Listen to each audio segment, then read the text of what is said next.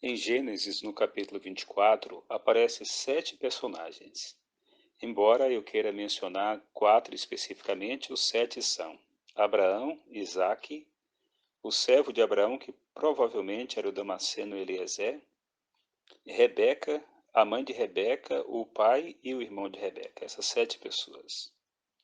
Mas falando por ordem, Abraão, Isaque, o servo e Rebeca, é impressionante como a Bíblia mostra que essas pessoas tinham um profundo temor por Deus, um respeito, uma admiração e uma profunda confiança no Senhor.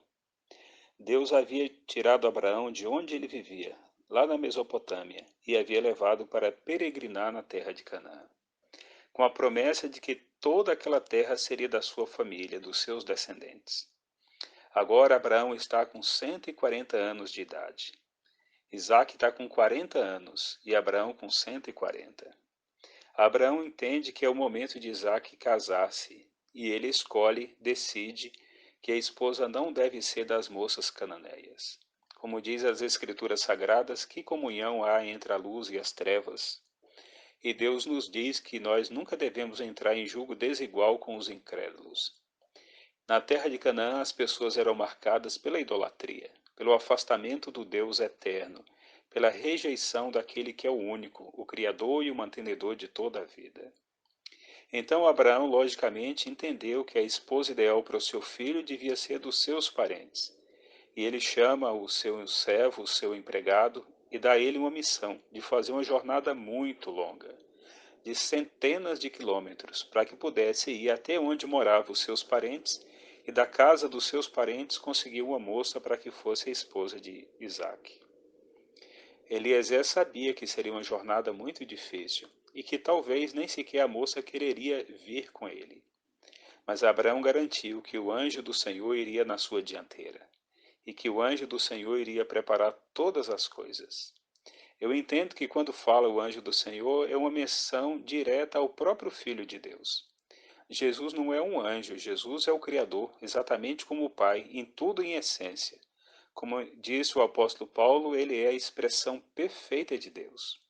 Mas como a palavra anjo também designa mensageiro, ele pode ser apropriadamente chamado de anjo do Senhor ou mensageiro do Pai. E Ismael não, perdão. O Eliezer faz a longa viagem. E quando ele chega lá na terra onde deveria estar os parentes de Abraão, ele não sabia exatamente onde encontrá-los. Provavelmente teria que fazer uma pesquisa, perguntar a muitas pessoas. Mas ali, quando ele chega, ele faz uma oração a Deus. Aquele homem, assim, a exemplo de Abraão, ele também era um servo de Deus. Ele tinha aprendido com Abraão a amar, a respeitar e a confiar no Deus eterno. Então ele dirige-se a Deus em oração e ele faz um pedido para que Deus possa apontar a moça certa. Então ele pede um sinal a Deus, mas era um sinal por extremo difícil de se cumprir. O sinal é que ele iria pedir água para as moças daquela terra, e aquelas que oferecesse também, além de dar água para ele e dar para os seus camelos, esta seria a moça que Deus havia indicado. Mostraria ser uma pessoa generosa, laboriosa e uma pessoa de grande coração. Então ele faz esse teste, e a Bíblia diz que enquanto ele estava orando, ele vê que Rebeca se aproxima. O texto diz que ele estava com 10 camelos, e ele vinha de uma imensa jornada. E considerando que cada camelo sedento bebe cerca de 200 litros de água, a moça teria que dispor de energia, de vontade de dessedentar todos estes 20 camelos, aliás, 10 camelos, que corresponderia a 2.000 litros de água para tirar na mão. Então ele faz o pedido para Rebeca e ela prontamente lhe dá a água para beber e se dispõe a tirar para todos os seus camelos. E não precisava apenas se dispor, ele deixou que ela realmente fizesse o trabalho. E ela tira esse cerca de 2.000 litros de água puxando com a corda e ela dá para os seus camelos. E a Bíblia diz que só depois que todos os camelos beberam é que Eliezer agora vai se manifestar. A Bíblia diz que ele cai de joelhos na presença de Deus, na frente de Rebeca e de todos aqueles que porventura estivessem vendo ali. E ele adora a Deus, pois sabe que Deus deu a resposta certa. Deus apontou a moça e Deus coroou de êxito a sua missão. Deus havia honrado Abraão na sua fé, que havia pedido a Deus que providenciasse a esposa certa. E ali ele estava de frente de alguém que era escolhida por Deus. Quando ele pergunta de quem ela é filha, ela diz e ele entende que ela é filha diretamente dos parentes de Abraão. Na verdade, pela indicação que ela deu, ela era prima do próprio Isaque. Era prima em segundo grau de Isaque. O seu avô era irmão de Abraão. E ali estava a confirmação que ele chegou no lugar certo. Não precisou perguntar para ninguém. Deus encaminhou as coisas de tal forma que ele chegou exatamente onde ele deveria chegar. Então ele dá um rico presente para ela. E ela corre para casa. Ele havia perguntado se na casa dela haveria local para hospedar a comitiva dele. E quando ela chega e fala para sua família, a Bíblia diz que seu irmão Labão, ao ver os ricos presentes nas mãos dela, ele corre ao encontro de Eliezer e leva todos aqueles homens para casa e ali prepara uma refeição para que eles possam comer. O que eu acho tão impressionante nesse relato é o foco que Eliezer tinha. Ele estava determinado a cumprir a missão e ele não se permitiu distrair nem um instante. Talvez aqui tenha uma preciosa lição para o povo de Deus. Ter foco naquilo que Deus nos manda. Ter foco naquilo que Deus nos revela. Ter foco na direção que nós estamos seguindo e naquele que nós estamos seguindo, que é o Senhor Jesus Cristo. Ele disse: Não comeremos, enquanto eu não contar o que eu tenho para contar. Então ele faz a narrativa, ele torna relembrar que ele é servo de Abraão, ele diz das bênçãos que Abraão recebeu da parte de Deus, fala do filho de Abraão que agora está no momento do casamento e de como Abraão tinha dado instruções para que ele pudesse ir até os seus parentes e de lá tentar conseguir uma esposa, que não era obrigada a seguir ele. Ele estava desimpedido da sua missão se a moça não quisesse. Mas enquanto estava nele, na responsabilidade dele fazer a sua parte, ele estava fazendo. Ele conta todas as coisas e aí ele questiona se Rebeca poderia ser então a esposa de Isaac. Imediatamente o pai e o irmão já dão o sinal positivo. Eles entendem que tudo aquilo procede de Deus e que Deus estava conduzindo o casamento daqueles dois jovens, Isaac e Rebeca, e eles dão a aprovação dele. E só então o texto diz que eles sentam e eles comem e eles descansam. Eles passam apenas uma noite, e a Bíblia diz que na madrugada do dia seguinte ele se levanta já para partir, para fazer a viagem de volta levando Rebeca. Então, neste momento, o irmão e a mãe da moça pedem para que ele espere por 10 dias, provavelmente para fazer a despedida ou a comemoração das núpcias da irmã que iria casar, daquela filha amada, mas Eliezer está tão focado que ele disse que não esperará. Que eles podem dizer, se não quiserem entregar a moça, que ele partirá, mas ele não poderá esperar, porque ele sabe que Deus está na condução.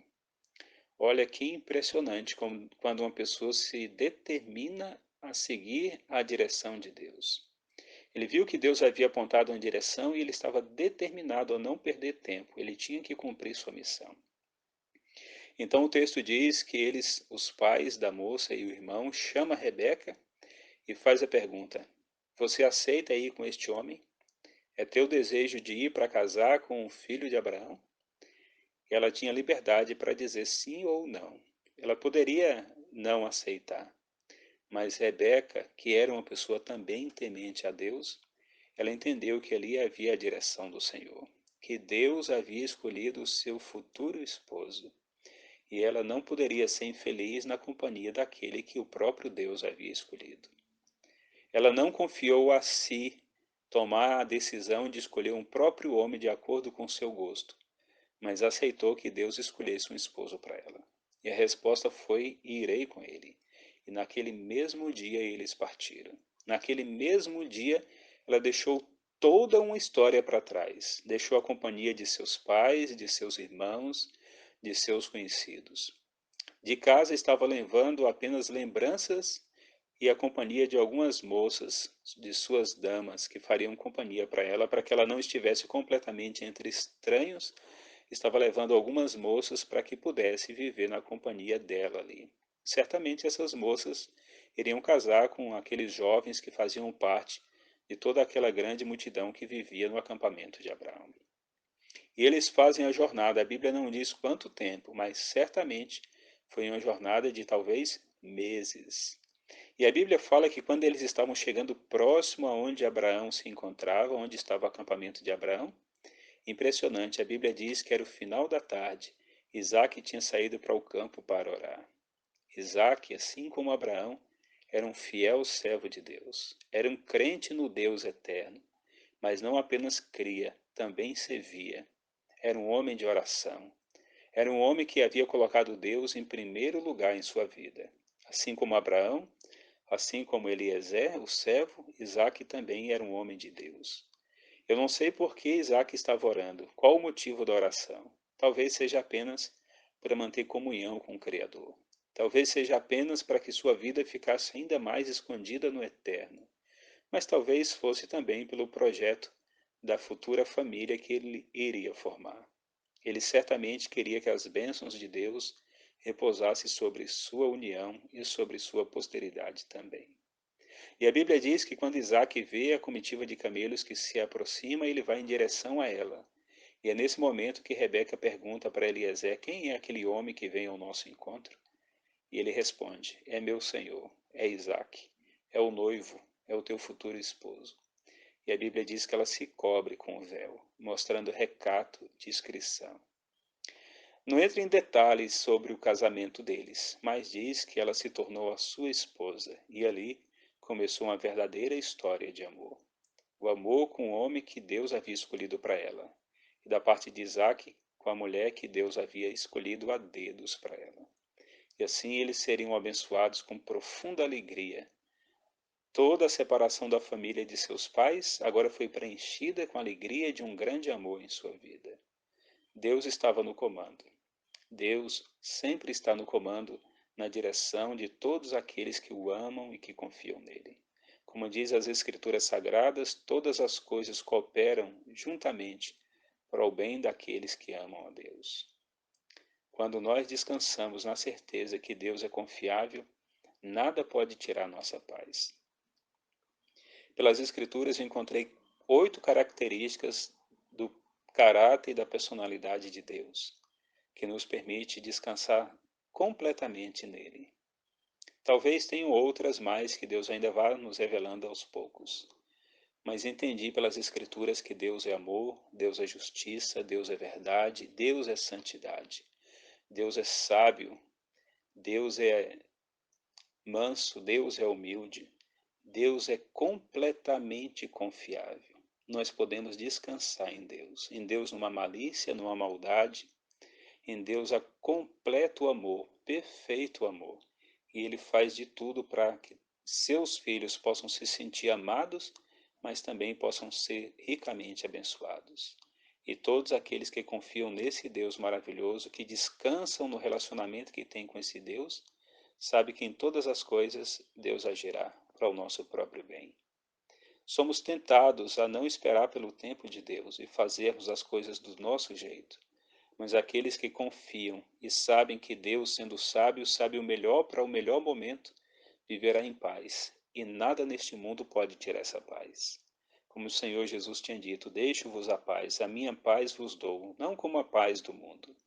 A paz de Jesus, ela excede qualquer entendimento humano, e só desfrutam aqueles que realmente confiam no Senhor. Que Deus nos ajude a confiarmos nele como Abraão, como Isaac, como Rebeca, como Eliezer. Que nossa vida seja marcada por profundo comprometimento com o Deus eterno e que possamos ter foco, completo foco, em cumprir aquilo que o Senhor designa para que nós possamos fazer. E assim possamos ser chamados por Ele naquele grande dia como servo bom e fiel. Ele nos dá pequenas missões e nós poderemos desempenhar essa missão completamente confiante que estamos trabalhando para aquele que é o grande eu sou.